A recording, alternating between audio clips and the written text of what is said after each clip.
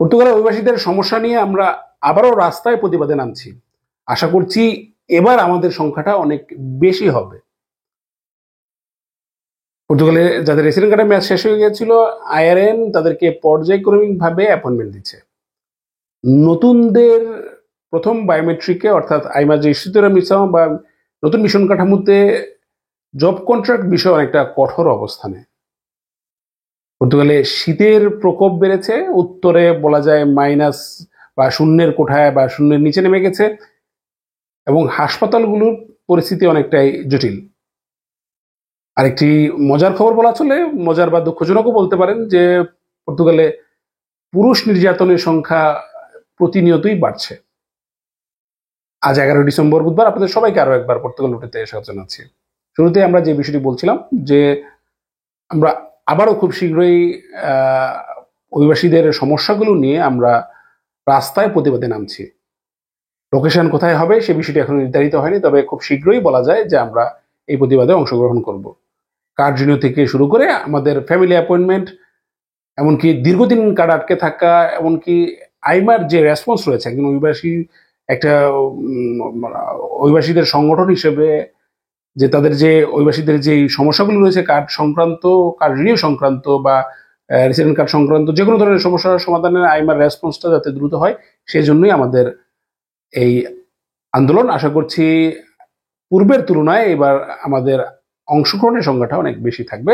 আপনাদেরকে নির্দিষ্ট সময় পরে আমরা জানাবো কবে কখন আমাদের সেই আন্দোলনের স্থান বা তারিখ। এদিকে আপনারা জানেন যে আমরা কার্ড রিনিউর অপেক্ষায় রয়েছে, অনেকের এই কার্ডের মেয়াদ শেষ হয়ে গেছে, আমরা অ্যাপয়েন্টমেন্ট পাচ্ছি না। তবে আইআরএন ইতিমধ্যে আইমার ইনস্ট্রাকশনে তারা ইমেল দিচ্ছে যে তারা অ্যাপয়েন্টমেন্ট দেওয়া শুরু করেছে আপনার কার্ড রিনিউ করার জন্য। সুতরাং আপনারা আপনাদের ইমেলে একটু নজর রাখবেন, তাহলে হয়তো বা দেখা যাবে যে আপনার আইআরএনে এবং যে কার্ড রিনিউর যে অ্যাপয়েন্টমেন্টগুলো আসছে সেটি অবশ্যই অবশ্যই আইআরএনে, এবং আইমা এই পর্যায়ক্রমিকভাবে সেই কার্ডগুলোর অ্যাপয়েন্টমেন্টের জন্য আইআরএনকে তারা বলছে, এবং সেই অনুযায়ী আপনার অ্যাপয়েন্টমেন্ট পাচ্ছেন। যারা পাচ্ছেন তো পাচ্ছেন, চেষ্টা করবেন যে প্রয়োজনীয় ডকুমেন্টের লিস্টেও যারা দিয়ে দেয় সেই ডকুমেন্ট লিস্ট অনুযায়ী যাওয়া, সাথে নিয়ে যাওয়ার। আর যারা পাচ্ছেন না, প্যানিক নেওয়ার কোনো কিছু নাই, আগে পরে হতে পারে। আমরা এই আইমার যে অচল অবস্থা সেই বিষয়টাতে আমরা এটা খেয়াল করছি, এরকম উলট পালট হয়, তো প্যানিক হওয়ার কোনো কিছু না। অবশ্যই অবশ্যই আপনারা অ্যাপয়েন্টমেন্ট পাবেন, আর যদি অ্যাপয়েন্টমেন্ট না পান হয়তো বা অনলাইনে আপনারা রিনিউ করতে পারবেন, অথবা যাদের ডকুমেন্টগুলো অনলাইনে হবে না তাদের কি হয়তো অ্যাপয়েন্টমেন্ট দিচ্ছে, এরকম হাজারো প্রশ্ন থাকতে পারে। সবকিছুর জন্য অপেক্ষা করতে হবে। দ্বিতীয়ত আপনারা জানেন যে নতুন মিশন কাঠামোতে ইতিমধ্যে অ্যানালাইসিস করে তাদের ফাইল সাবমিট ডকুমেন্ট করা দেওয়া শুরু হয়েছে। বিভিন্ন যাদের ডকুমেন্টের সমস্যা রয়েছে তাদেরকে ইমেল দিচ্ছে, সেই ইমেলগুলোতে তারা পাঠাচ্ছে যে একটা বিষয়ে অনেকে দেখা যাচ্ছে যে তাদের জব কন্ট্রাক্ট ছিল না বা জব কন্ট্রাক্ট নেই, তাদেরকে কিন্তু এই বিষয়টা নিয়ে তারা অনেকটাই কঠিন অবস্থান। অর্থাৎ আপনাকে 88.2-তে আপনাকে অবশ্যই অবশ্যই একটি রানিং জব কন্ট্রাক্ট থাকতে হবে। তবে এটা দুঃখজনক বিষয় যে আমরা দীর্ঘদিন যাবত অপেক্ষা করছি একটা মানুষ যে সব সময় তাদের জব কন্ট্রাক্ট থাকবে, বিষয়টা এমন নয়। জব হারাতে হয়, এমনকি এখানকার পর্তুগিজরাও কিন্তু জব হারায়। তো আমরা জব হারাতে পারি। তো যাই হোক, সেই কারণেই আসলে যেটা আমরা প্রথমে বলেছিলাম যে আমাদের যে আন্দোলন, আসলে এই বিষয়গুলো নিয়ে, এমনটা না যে আমি এখন এতদিন জব করেছি এখন হয়তো আমার এই অ্যাপয়েন্টমেন্টের সময় আমার জব নেই, হয়তো আমি আর 2 মাস পরে জব পেতে পারি। এখন এই সিচুয়েশনে এটা আসলে অনেক জটিল একটা পরিস্থিতি, আইমা সে বিষয়টাকে সহজভাবে দেখছে না। তো এই সব কিছু নিয়ে এই সমস্যার সমাধানই আসলে আমাদের এই নতুন আন্দোলনের জন্য বা নতুন প্রতিবাদের যে আমরা একটা গতি প্রকৃতি ঠিক করছি। আশা করছি আপনারা সবাই সাথে থাকবেন, আমরা সবগুলো সমস্যার সমাধানে আমরা চেষ্টা করবো আইমাকে এই বিষয়টি বোঝানোর জন্য। তো এদিকে আপনারা দেখেছেন যে শীত জেঁকে বসেছে বলা যায়। বিশেষ করে আমরা যদি সেন্ট্রাল এবং দক্ষিণে আমরা শীতের প্রকোপ তেমনটা না পেলেও উত্তরের দিকে কিন্তু শূন্যের কোঠায়। আজ ব্রাগানসাতে ত্রাস মন্ত্রণালয় এসে গত আজকে সকাল থেকেই শূন্যের নিচে নেমে গিয়েছিল, এমনকি আগামী কয়েকদিনে সেটি 5 থেকে 10 ডিগ্রি নিচে নেমে যাবে।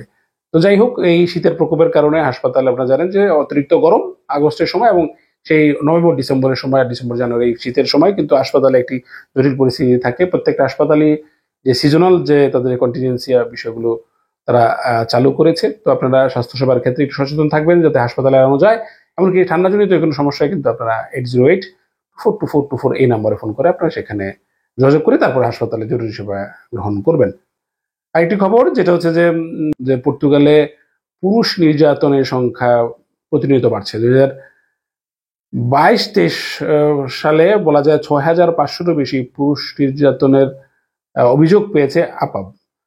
তো আপাব সাধারণত এটি একটি পর্তুগিজ অ্যাসোসিয়েশন, পর্তুগিজ ভিত্তিময় আপিও ভিত্তিময়, অর্থাৎ যারা ডোমেস্টিক ভায়োলেন্সের শিকার হন তাদেরকে এই সংস্থাটি সহযোগিতা করে। প্রতিনিয়ত এই সংখ্যাটা বাড়ছে, এমনকি এর 70%ই তারা নারী সঙ্গী দ্বারা আক্রান্ত।